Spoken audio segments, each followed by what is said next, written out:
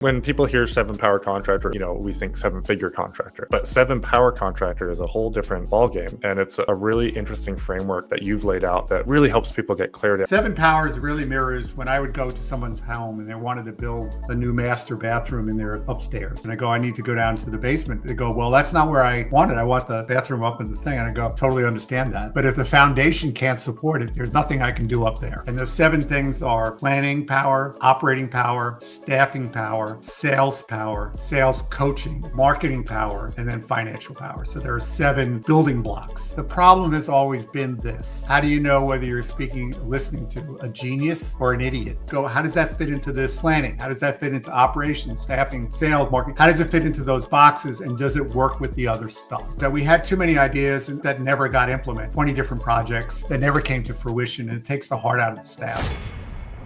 All right, guys, welcome back to another episode of Marketing Without Rules, the show where we celebrate people who exemplify the hunter mindset. They make moves, they color outside the lines, and they have found creative ways to channel the attention of their community into currency. This show is sponsored by Blue Crocus Solutions, a web design and SEO agency focused on helping home service companies. I am your host, Lewis Vandervalk, and today I have the pleasure of chatting with Al Levi. Al, the Seven Power Contractor, has a really cool story arc. After retiring from his family contracting business at the age of 48, I don't know how that's accurate because he doesn't look a day over 25.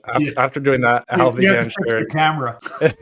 So after he retired from the contracting business, he began sharing his 7 Power system with other contractors throughout the US, Canada, and Australia so that they could learn to run their businesses with less stress and more success. His work has impacted numerous contractors across a dozen industries and more, I think. And his focus is now on putting his thinking online through the 7 Power Contractor Signature Operating Manual System and the Signature Staffing System, and his book, The 7 Power Contractor. Al, welcome to the show. Thank you. I appreciate it. And thank you for that long intro so I can save my voice. Oh, sure. Yeah, we'll kill all the time for you. I got to start by asking, how many people have bought bracelets that say, do what Al says? Oh, I used to work with Ellen Rohr, and we're still friends. So it wasn't a bad breakup, to be clear. We are still BFFs, but Ellen met me decades ago. We were the forerunner of Nexstar together. It was C2000 at the time, and we became fast friends. Very different. Like it's all about X in personality, but there's so much commonality in the middle that we get along really well. Anyway, so she would work with my clients. I would bring her in to work on jobs and vice versa. And then there were jobs we worked together. And then ultimately we did a Zoom Drain franchise, which went nationwide. When I say went, it still is. And it's growing. Very cool. And it was actually from one of my customers, Jim Cornetti, who was a client of mine. So we did that. It was great work. But she would privately meet with customers and they go, why are you not doing what Al says you should be doing? And one of them actually said it was very funny. It was a guy in the Midwest who's gone on to phenomenal success. It was about renaming his company. And this is before Dan Antonelli was even on anybody's radar. I would help with that and getting the trucks, rebranded because that's what happened at my company. Yeah. And so he hated his name. I gave him a name that really fit his personality and really was great and a really great color scheme. And she goes, why are you dragging your feet? And so I'm trying to think about how to clean this up. He goes, well, it's one less effing time that I have to say Al was right. So that's where the bracelet came from. That was Ellen's idea. I love it. Is it actually a bracelet? No, there is no. Don't go on Amazon looking for WWAD. That's blasphemous for me. That's funny. But I picked that up from your book, read that over the last week, and really, really interesting. I've seen you around for, I don't know how long we've been connected, but I've seen you from Tommy Mello's podcast. I've seen you, he talks about you a lot as being very integral to his success. And so I wanted to kind of start back, and you could give us a brief overview of when you basically gave your 3 years notice and what that was like and why that was a thing. Yeah, I always love to tell the story. So in a family business, I was third generation. It was started out of my grandfather's gas station in 1936. My dad and my uncle got back from the war, got busy building us into fuel oil heating. And for those who are not in the Northeast, that's really like propane heating, same idea. Yep. And then my brothers and I showed up in the late 70s, early 80s, my 2 older brothers, and I worked with them for all those years. But if you're in a family business, by the time you're 8 years old, you're doing something, whether you're cleaning fittings or working on the job site or, so we always had a job, but went off to college, got an engineering degree, never practiced a day in life. And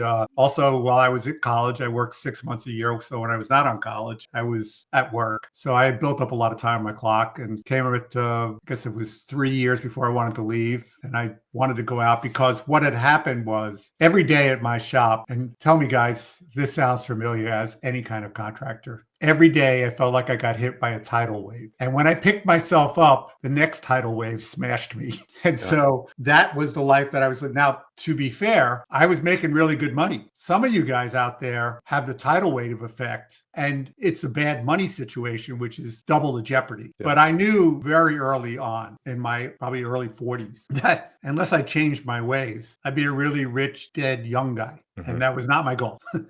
So I worked to put the processes and systems in place. The reason for the art here that's funny, two of my greatest skills was sales and marketing. And the reason I got so well known for systems, the operating manuals, org charts, the training and building my own people from scratch and all the rest of it is because my team were experts at blowing up all of my good sales and marketing effort. So I had to stop and get them fixed so that I could get back to what I really love, which is sales and marketing. Very cool. Yeah, I mean, the show is Marketing Without Rules. I love marketing as well. I'd like to touch on the fact that you just casually said, I was in my early 40s and realized I was going to be young and dead. Yeah. And so for all of us that are following in your footsteps, we still got lots of time. We just got to clean up our act and follow what but it'll slip away from you, Lewis. And it's really heartbreaking. And people ask me, why do you still do this? If you I left at 48 and I really did not need to work again. I'd already put away money for my kids and the rest of it. But I felt that if you've been given a gift, and the gift was the great mentors that came in my life and the hard work that I had done with the right people, that if you're given a gift, you're obligated to help and give back. Now, I will say I got paid surprisingly. My primary goal of when I left was not to spend through my money, one. And two was I would stay married because I would leave my house and go out on the road periodically instead of just hanging out with my wife all day, which would have been very combustible. Not saying that we love each other and we're moving towards 50 years. So, but it would not have been good. It's your version of heading to the golf course, right? Yeah. I love it. I do play golf, but I could never play more than 2 days a week. Some of it is, Lewis, my back and my knees are a souvenir that prove that I actually worked in the field. True. Yeah, that'll catch up to you. It does. Let's when people hear Seven Power Contractor, at least when I first saw it, the first few times, we think 7-figure contractor. That's what everybody thinks that they want. But Seven Power Contractor is a whole different ballgame, and it's a really interesting framework that you've laid out that really, really helps people get clarity. I wonder if you can walk us through that process, and you can kind of lay out what the 7 are, and then there's some I'd like to hit kind of in each category there with you. Good. Let me share it. I'm going to go back like most people who you asked the question. So I'm going to tell the story. Yeah. The 7 powers really mirrors when I would go to someone's home and they wanted to build a new master bathroom in their upstairs. Mm-hmm. And I would come to the door and, to give them a price. And I go, I need to go down to the basement. They go, well, that's not where I want it. I want the bathroom up in the thing. And I go, I totally understand that. But if the foundation can't support it, there's nothing I can do up there. So I have to start down in the basement. So what is the 7 powers? They're really the 7 building blocks it takes for any company. And I say that with great comfort in telling you that it's worked and authority. 1 million to 250 million today. 1 million to 250 million today in industries that I was not in. I was in plumbing, heating, cooling, electrical, residential, commercial, industrial, because it'd be boring if you only worked in one of those segments.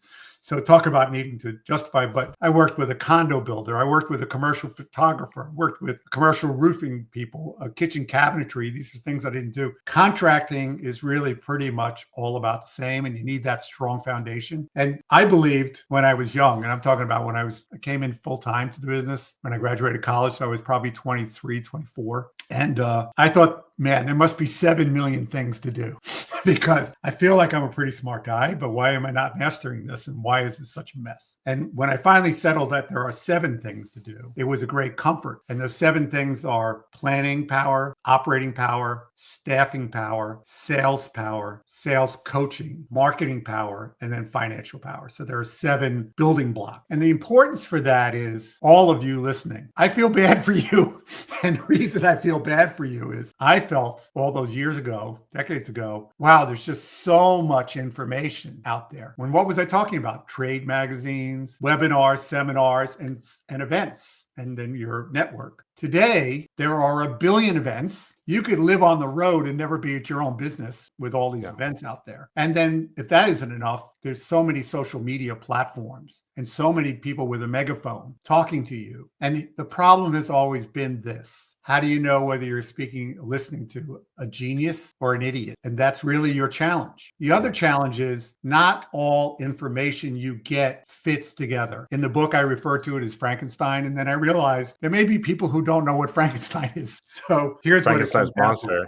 Yeah, it's been lost in translation. But Lewis, if I gave you the power to build your dream cars, what I share today is, would you start with a Ford chassis, Hyundai engine, Toyota seats? The answer is a screaming no. But that's what you do in your business. You pluck a piece from all over and try to make it fit. So using the 7 powers as a prism or a sorting bin, if you want, that's how you go. How does that fit into this planning? How does that fit into operations, staffing, sales, marketing? How does it fit into those boxes? And does it work with the other stuff? It's huge. That's my best recommendation. I think in the book you mentioned like a 450 horsepower engine going into a Mini Cooper, and it's going to go real fast and real loud for a couple of feet, and then it's just going to blow up. That's what all of us as business owners struggle with. You mentioned back when you started, it felt overwhelming then, but there's so much information. You can. I think in the book you mentioned there's a guy who'd been like reading and planning for like 10 years, I think, something crazy, and then he came to you, and you're like, well, why are you coming to me for more information? He's like, well, it's not working. I need someone to put all the pieces together for me. Yeah, and it's easy to go down a road. There's this 3 feet from gold. I think Tommy talks about that with that's true. But if you're digging in the wrong direction, you're going to go 3 feet, 3 feet, 3 feet, 3 feet, 3 feet, and never pull back up. So there's a time to come back and reassess, plan ahead. And that's why the very first thing I ever did with contractors when I was doing one-to-one, which Tommy and the great Keith Pinkerton, who owns a huge electrical company in multiple locations in Alabama, Tennessee, those were the last 2 that I did. I finished them up in the end of December 2019, which was very fortuitous because I had already put my programs online. And a little thing called COVID would have destroyed my ability to go one-to-one anyway in the shops, because we certainly could do stuff in Zoom. That really transformed both of them. You mentioned Tommy Mello. You just casually name dropping him. I've had him on my previous podcast, and what a fascinating person to chat with. I'd like to get him on this podcast as well. But I think it's pinning the man down now with everything he's got going on. He's got a million things to do. It's really hard, but he, like me, we're very different personalities, but we hit it off really well because we appreciate each other and we say what we're going to do, and then we go do what we said. The thing about him, too, is that he appreciates that he was given a gift. He paid for it, just like I paid for it, but his determination is to give back to others. Mm-hmm. And unfortunately, people are always questioning, he doesn't need your money.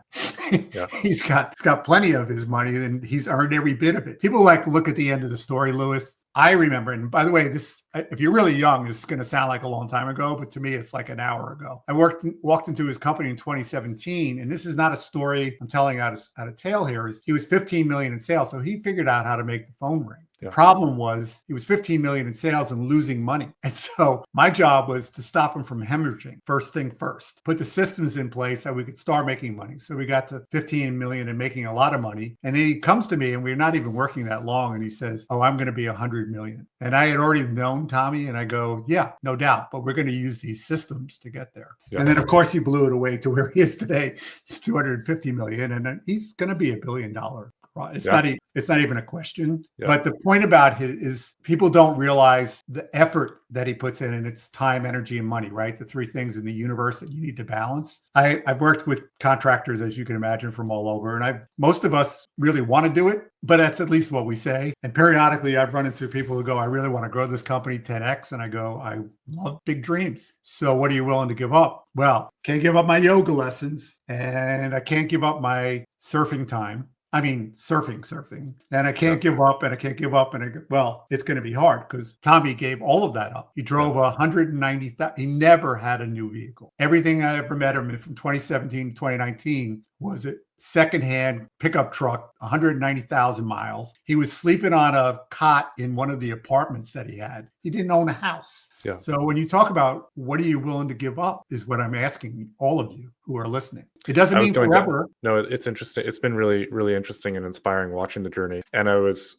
excited to ask you as a coach, because I knew Tommy would come up. I was excited to ask you as a coach, what was it? I mean, you mentioned that there, the willingness or the understanding that you have to give up, one of those things to get to where you're going. What was it as a coach that really stood out to you that Tommy just latched onto, or that he did well that allowed him to get to where he's going? I hope all of you listening will take this the right way, but Ellen and I used to talk about is in our clients, there's some we need to pull back on the reins and there's some we need to go to the whip. Mm-hmm. And it's much harder if I have to take the whip out to motivate you as if you're a horse. It's much better if I can pull back on the reins. And he was willing to do what was ego dystonic out of his comfort range, which is I made him put some blinders on, which was very difficult. I took his phone away. One day, really? Yeah. One day I said, I'm here and I don't need to be here. So if I'm going to spend my time here, which is precious, you need to be here to get what you said you want. And at the end of my career, I had learned in the last 5 to 10 years of it, I had the client sign, this is what I agreed to do.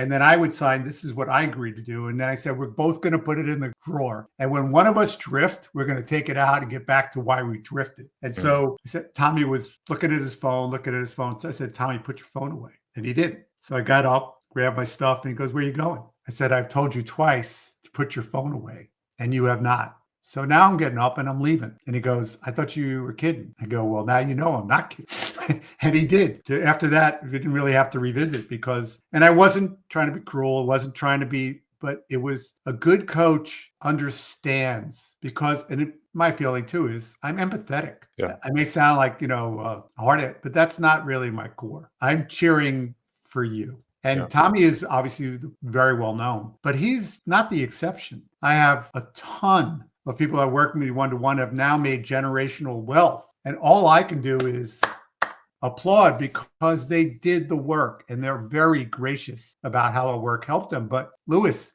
I prescribe basically the same information. I deliver it differently based on what you need. Amazing. I appreciate you sharing that. That's really cool to kind of, I hadn't heard that story before.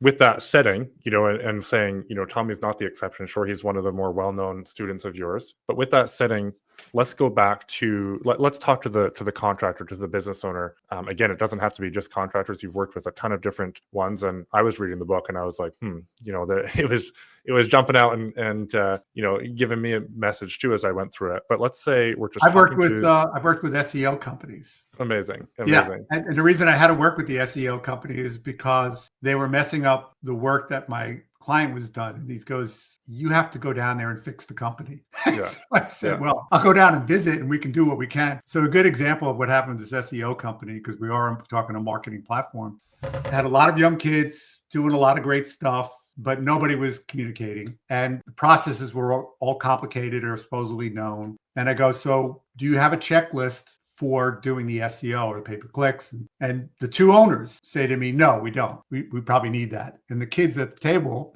kids 18 to 25, are telling me, yeah, we do. I said, great. Where is it? Well, it's 19 pages long. So I look at the owners and go, bad news, you don't know there's a checklist. Bad news for you is that it's 19 pages and no one can do 19 pages consistently. Yeah. But I systematized a commercial photographer. Crazy. She actually had to talk me into the job.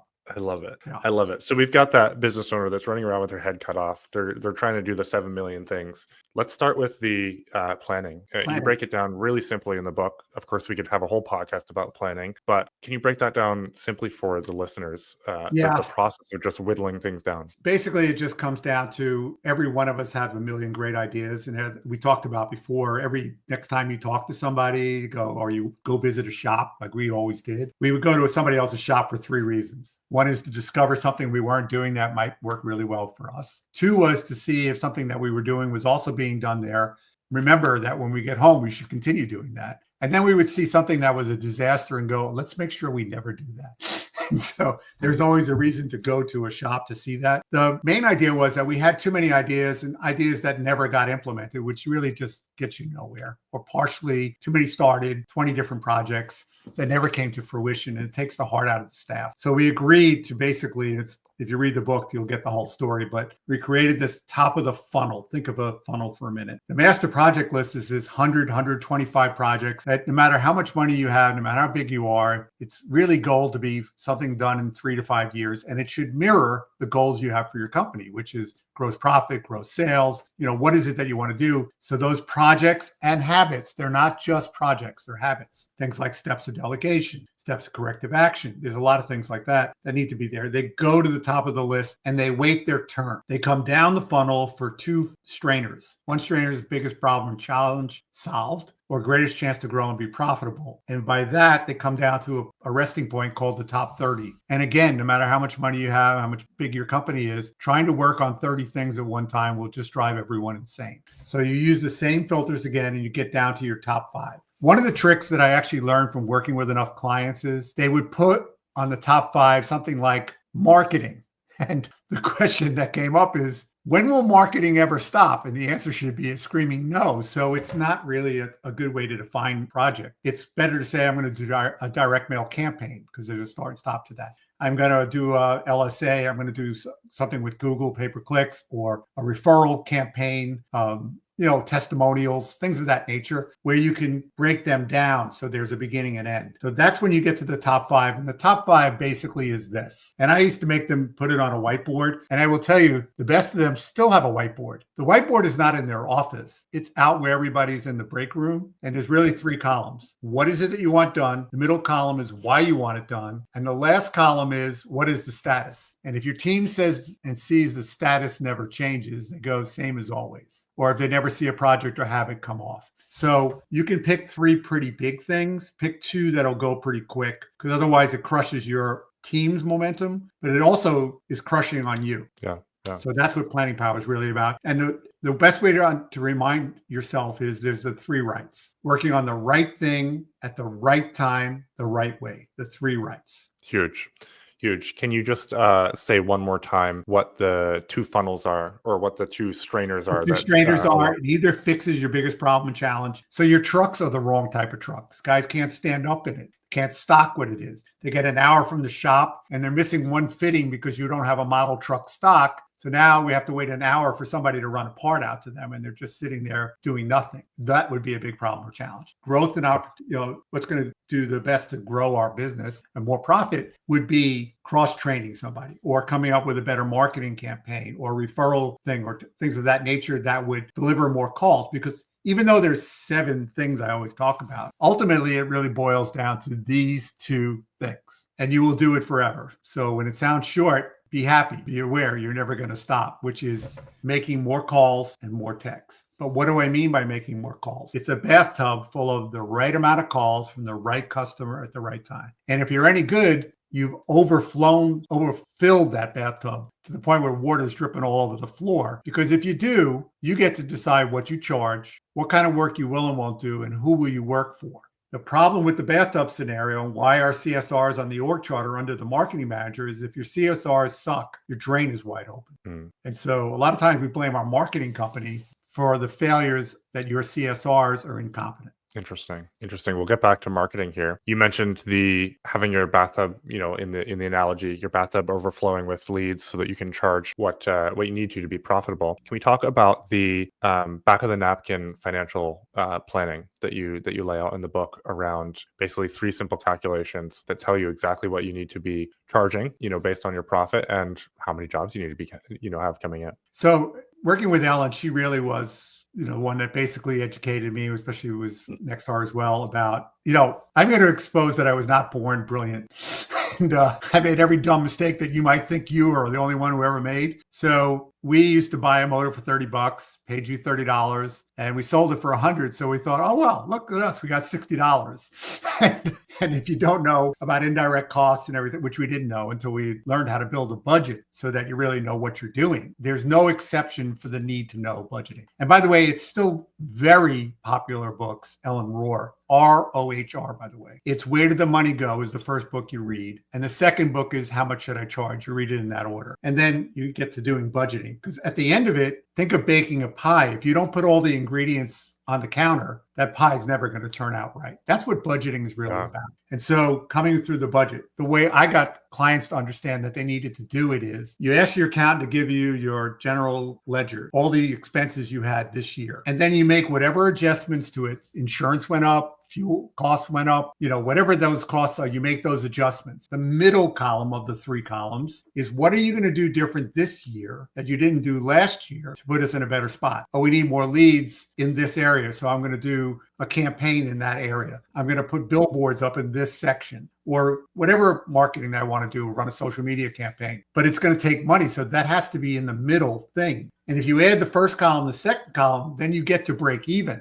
So the third column is the gross profit you desire, because that's really it. People used to love to show me their financials. And frankly, I understand financials. I like to play dumb because it bores me to death, but I'm not stupid. The reality is it's also not what I'm great at. But when customers wanted, or even people who speak to me in these free 30s I do, said, I'm interested in your gross sales and your gross profit. Before you show me 500 numbers, I don't care about any of them. If you don't hit your gross sales goal and your gross profit goal, there's no reason to look any further. Yeah, it's huge and it's so simple. If you're listening after, just rewind that real quick or get the book, 7 Power Contractor. I read it on Kindle, but it's right here, 7 Power Contractor. It's on slowly. paper for guys who are old enough and like to use a yellow highlighter. It's a very small book. When I worked with my editor, I told her I had probably 1,000 articles and blogs. And she goes, well, then why do you need me? I said, I have an audience of 1,000 of my kids and they're all telling me to pick them. It's going to be a mess. You have to be in here. She goes, well, how long do you want it to be? I go, I'm dyslexic. Most of us are dyslexic. We got in contracting because people told us we weren't that bright. And so, we went to work with a toolbox. And the reality is we're slow readers. I am. And I want to be able that you read it in 2 to 4 hours tops, because my goal for you is to read it over and over again. So you can listen to this beautiful voice on Audible. You can do the Kindle like yourself, or you can have the paperback and then highlight it and do whatever you like. But if you're searching to get a good foundation, and I know it's my book and I am talking about my child, but I'm very proud of it because it's really helped a lot of people at least get the concepts to your head. It's really simple. It's really straightforward. According to my Kindle, it took me about an hour and a half to read. It's actually interesting. So you mentioned I used to like the physical books too. In my old office, I had a big bookshelf in the background. And what I found is I would buy books and they would sit there for a long time and then they would just be there. And so what I've found with the Kindle is I can highlight. Yellow, yes. I can highlight and I can make notes. So that's what I did. Is I went through, I made notes of all the things I wanted to talk about. And then I could just go into the Kindle and see them all collated in one place. And it's so handy. No, I think it's great. It's great. I actually had it funny because I worked with Matt Jones, SiteShed in Australia, as a podcaster. And he's telling everybody, you have to buy the paperback. And I go, Matt, to send the book, this is from Amazon to it's going to be expensive. They can do Audible. He goes, no, they can't, because they have to use the yellow highlighter or what you mentioned, which is put the rest of it. So whatever way floats your boat, that's what I would recommend is always a really good starting point. Yeah, really, really good. I mean, a lot of the content of what we're chatting about is based on my reading the book and obviously hearing you talk with Tommy and whatnot. Appreciate you running through the financial side. I want to talk about meetings and then we're going to get to the guru pig. I am one. So let's run through meetings and then we'll talk about the next thing there. Yeah. So the thing I always talk about meetings is my company, we didn't have meetings, and we didn't have meetings, and we didn't have meetings, and we're in New York City Union Shop. We didn't have meetings till you, Lewis, screwed up. And now we're going to drag all of our people into a meeting and we're just going to yell at you for the next 4 hours. We felt good. It didn't change anything. And really, the other reason why people hate meetings is what I always refer to as because they're donut meetings. And what's a donut meeting? Donut meeting is your school board, your town hall, or your house of worship, where you get to a meeting, you talk about stuff, and the next time you meet, you're going to be talking about the same stuff and eating another donut, and on and on and on. That is not the meetings that I'm talking about. And in my program signature operating manual system in Al's Vault, it's all about the meetings. Ellen and I put together every meeting you need for daily, weekly, monthly, quarterly, yearly. But it's based on having systems. And it's really also based on the 10 meeting guidelines. And basically what it is you have to get rid of being PC, politically correct, where, well, if I don't invite Lewis, his feelings will be hurt. No, Lewis, if you don't belong in this meeting, you're not here. Because the people who are around this table have to have a stake in the outcome. And you have to be able to participate. And that means you're going to talk. You can't just sit there and listen. And so that's really a big part of this. those kinds of meetings really make a world of difference, because when we leave that meeting, before we leave that meeting, we have action statements. Somebody's been taking notes. Those notes get sent out and you need to sign off on them, because that's the accountability aspect of it. And meetings then become integral. Do we have time to tell a quick story? Yeah, absolutely. So I had a great contractor up in Vail who's done phenomenal. I came in, it was very contentious. So thus, it was them versus us when I first walked in. We got it to be really good. Anyway, COVID comes along. He calls me up and he goes, Al, I don't know what happened, but all of a sudden we're back to us being against them. And I go, well, explain to me what has changed. He goes, not much has changed. He goes, well, we stopped doing meetings because of COVID. I go, whoa, time out. I said, that's what builds and keeps the culture. He goes, well, we can't meet. I go, there's a little thing called Zoom. Get them all to Zoom meetings, or do whatever you need to do in smaller groups, especially, but you've got to get the meetings back in. And so I'm going to steal Serpro's line. Calls me up about a month later and he goes, it's like it never even happened. We're back to where we belong. Wow. Very cool. Yeah, I think what stood out to me was two things. You have maybe three things. You have a person, correct me if I'm wrong on any of this. You have a person who runs the meeting and is responsible for the meeting. Yep. You have an a person agenda that people know what they're going to this meeting is going to be. In most of my meetings, there's always this set agenda. We have a very clear thing that we're going to talk about, and we don't let it get hijacked. So hijack is, we're going to talk about uniforms. And Lewis, you put your hand up and go, I've got a question. Sure, Lewis, what about it? Where should I be parking my truck when I get back late? And if you answer that question, the meeting is blown off. Yeah. So I'll tell you what, Lewis, that's a great question. If it's not in your resource, I'm going to make a note here. You can stay with me later, but right now we're talking about uniform. Anybody have a question on uniforms? And I get back. Yeah, the agenda was a big one. Having someone to take notes that is not the person who was running the meeting, so they're responsible for that. You can't do both effectively. And then I'd love to hear a story on how the meeting culture or the culture in the company as a whole changed in a company that implemented the last one here that stood out to me, which was the meeting starts when the meeting starts and you're locking the doors. Oh, yeah. That's actually Zoom, the customer that I ultimately ended up doing a franchise with, him and Ellen. So this is 2005. He's come from the Air Force and he's wearing a sweater vest, really dressed right. And as I walked through the shop, I looked outside. The trucks are a mess. Inside the trucks are a mess. The guys are a mess. And there's 5 guys. And he says to me, Al, he says, we don't fly airplanes without manuals. That's why you're here. We want systems and manuals. And then he goes, and by the way, 2005, he goes, I'm going to want to, license and franchise that. So I looked slowly, turned my head side to side. I go, Jim, I have an idea. Let's start with seeing if we can get them dressed right and get their trucks cleaned up. And then we can talk down the road about licensing and franchising. Well, of course, the story had a happy ending. But part of the way along the story was, in the technician manual, it tells you when the meetings are and that you have to be on time. So Jim is ready to start the meeting. He sees what times it is, and the guy is down the hallway and he sees him walking after time. And he just kicks the door closed in this guy's face, not to let him in. And he starts the meeting, ends the meeting, and then opens the door and the guy is standing there bewildered. And he goes, I was just a couple of minutes late. And he goes, I hear you. Do me a favor, read on page 8 in the tech manual. What time does our meeting start? And he makes him read it out loud. And the guy finishes and he looks at Jim and he goes, I will never be late for another meeting. And he just said the rest of the time he was there 15 minutes early, constantly. Wow. And it sounds like a nothing, but it's a big thing because it happened at my company. And when we got dressed right and we held you accountable to the dress standards we all knew, because I would take a picture of you, Lewis, dressed right. I spelled it all out. And then I had your truck cleaned exactly the same way it needed to do. I took a picture of you standing in your truck, and then I just wait. And the day that you and your truck don't look like it, I just take the picture out and go, Lewis, how do you look like this picture? So you're off the clock and you can get it straightened out. But in the future, you're either doing this or you're not with us, one or the other. I think something that I've been realizing as a business owner, it's been a little bit visionary. Let's say that's the sexy term that we all say. Yes. Now, Tommy made me read Gino Wickman's Rocket Fuel because honestly, Lewis, I never even heard of the difference between a visionary and integrator. I was both. Yeah. And everyone I had worked with before meeting Tommy, so that was 15 years. I didn't care whether you were a visionary or an integrator. This is what we're going to do. The funny part about it was they had unconsciously either had a family member or picked a partner that kind of fit complemented them. Yeah. The problem with it is I had guys who had great vision, could see a million miles down the road where they wanted to be, but had no idea how to get it. They had somebody who was an integrator who could knock a block out at a time, but the visionary was going to the left and the integrator was going to the right. So my job was to bring them together like that. Yeah. Yeah. It's beautiful when it can work together. What I was leading to was being a visionary, the sexy term for all over the place and scattered. I haven't done a fantastic job of building systems behind me. I've now got someone coming behind me and basically extracting that from my head. We're going to get to the guru pig here in a second. But one of the things that I've realized is I can't hold my team accountable if they don't have the standard that I think is what we need to be living up to.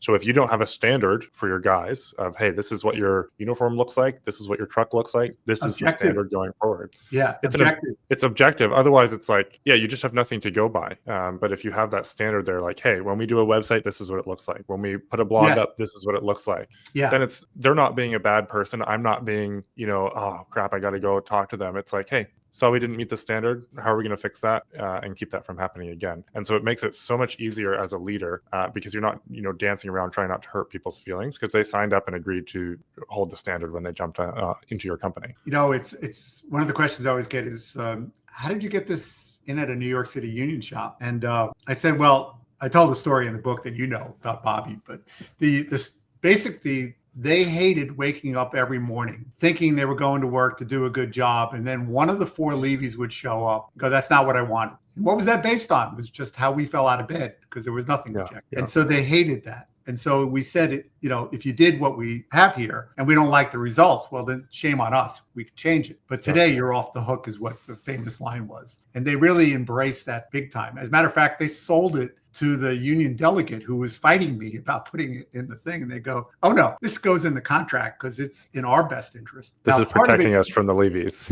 Yeah, no, it wasn't just the Levies. There were no shortage of people who felt like they were the boss. But the point of it was I was promising them a career, not a job. But how do you promise a career, not a job? And that's why I start with the org chart is if I can't fill this box, how do I earn the next box? So my first job is to own my box, 80% of what it takes in the objective that you create and making it objective with pictures, photos, videos, in words, all of those things.